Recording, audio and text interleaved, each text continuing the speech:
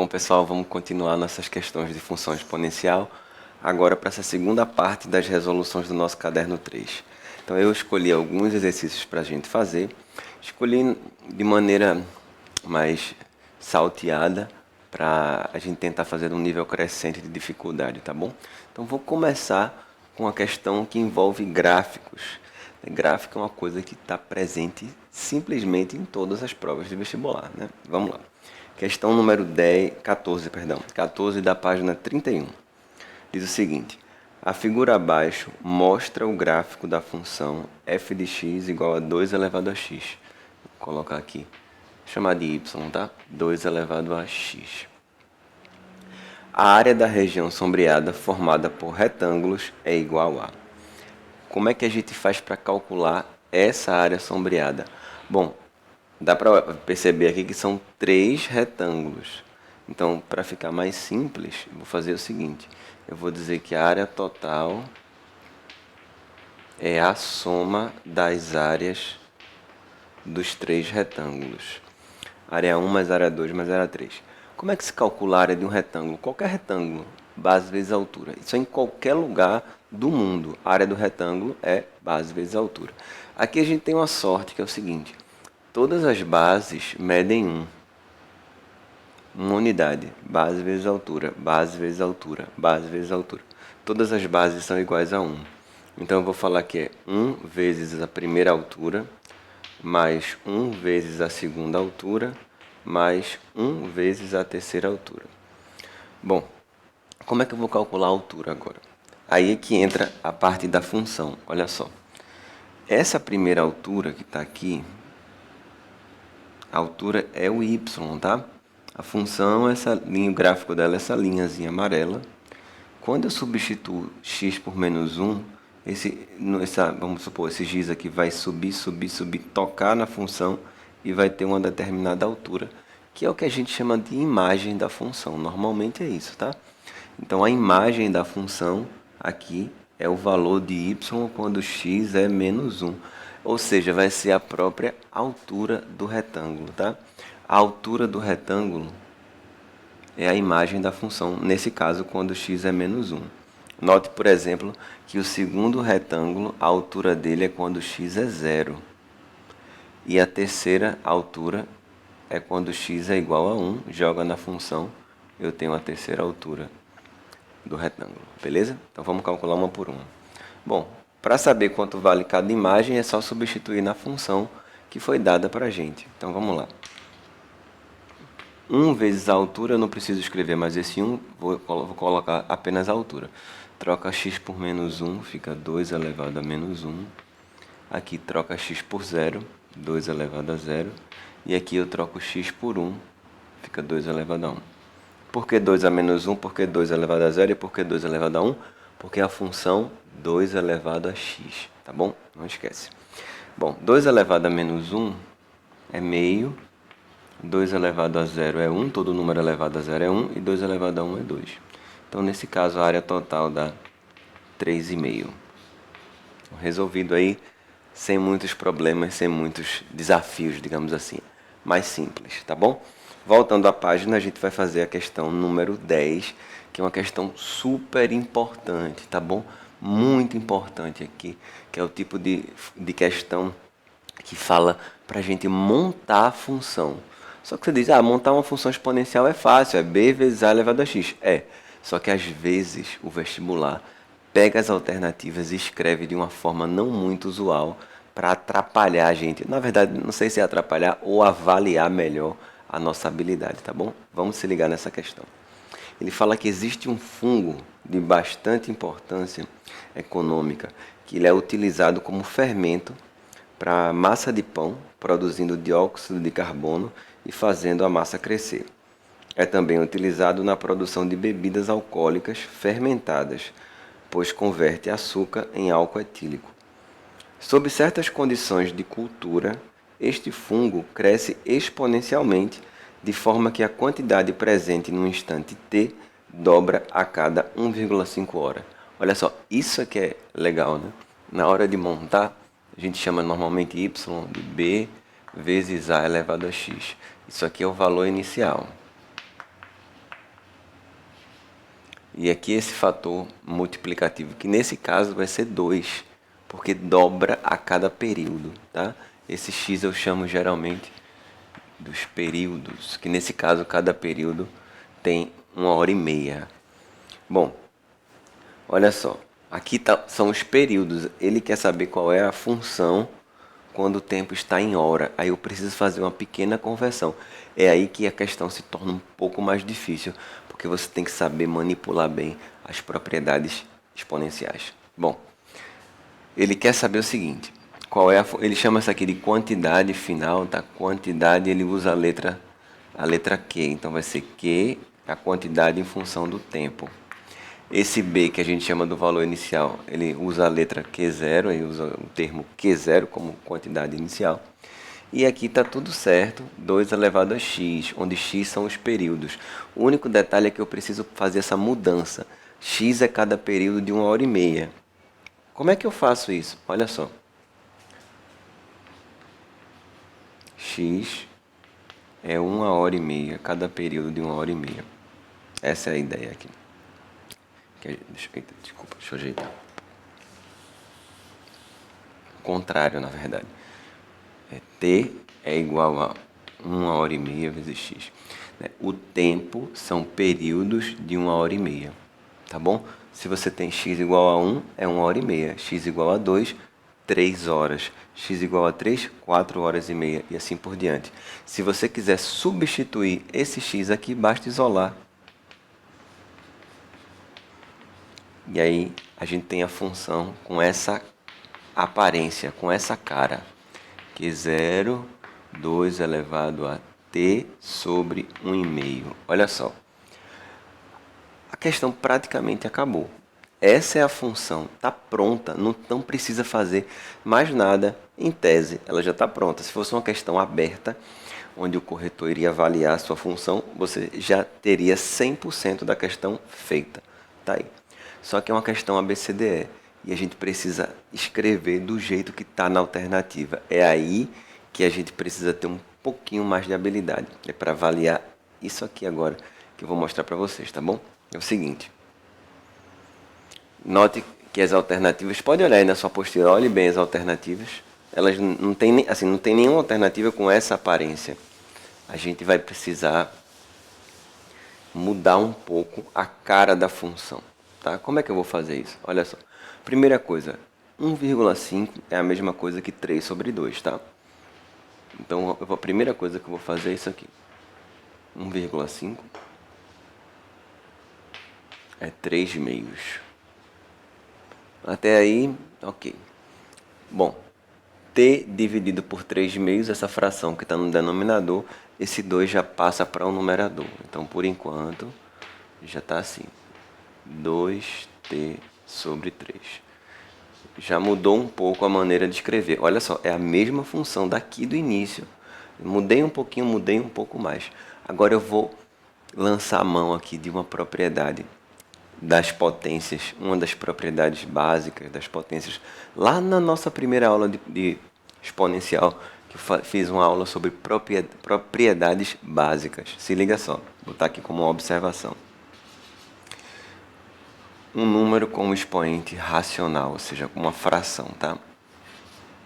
O denominador vira o índice e o numerador mantém esse expoente da potência.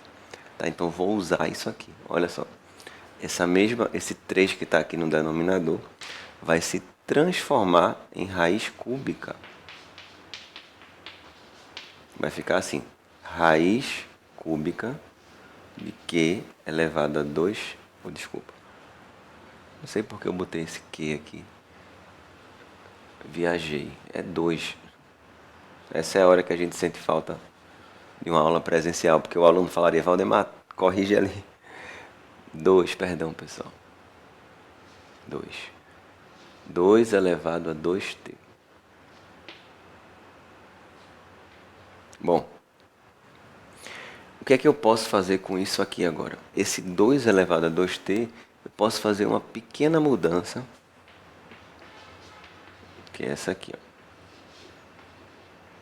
2 elevado a 2t é a mesma coisa que 2 ao quadrado elevado a t.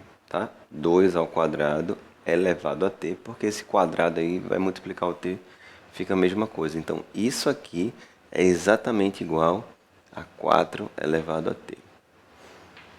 E aí está a minha função.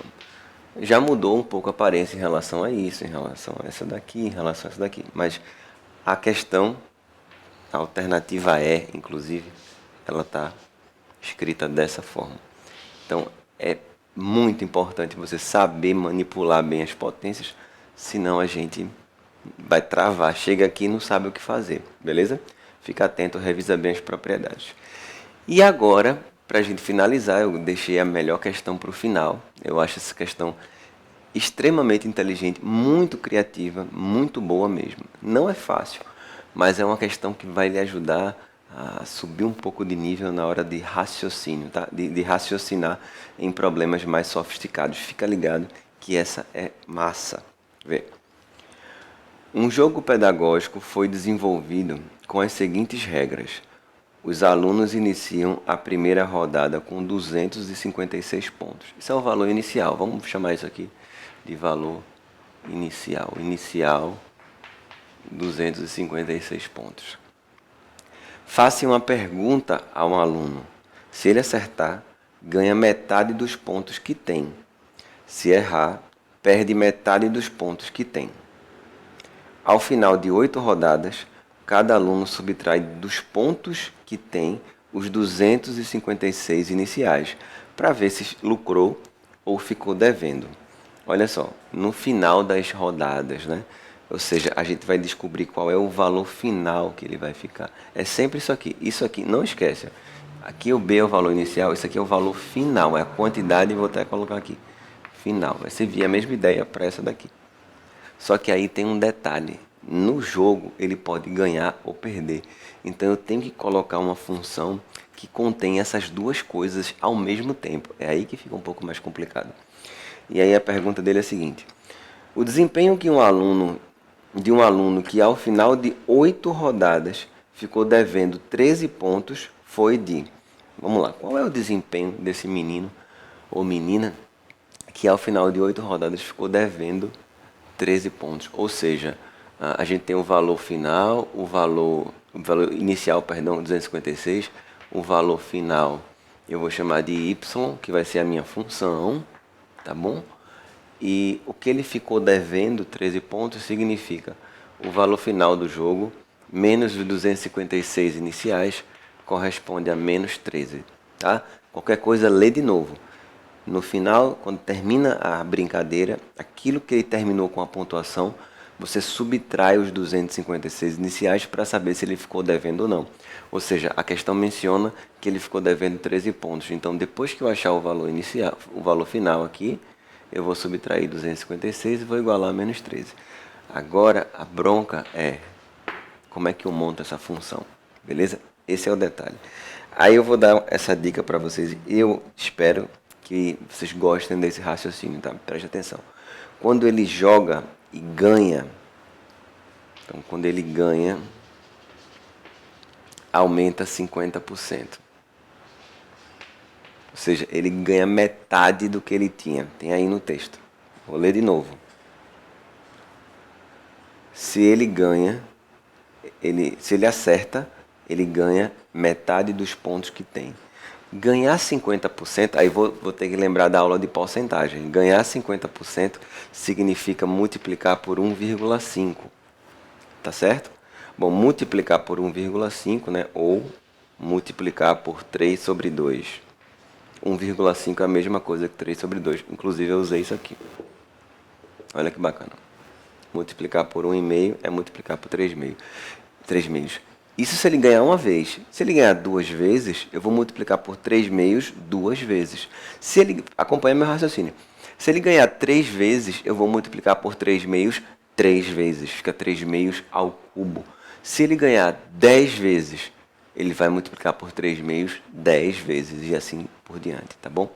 Vamos supor que ele ganha N vezes. Então, o que vai acontecer com as vitórias vai ser multiplicar por 3 meios elevado a N. Então, a minha função está começando a aparecer, tá?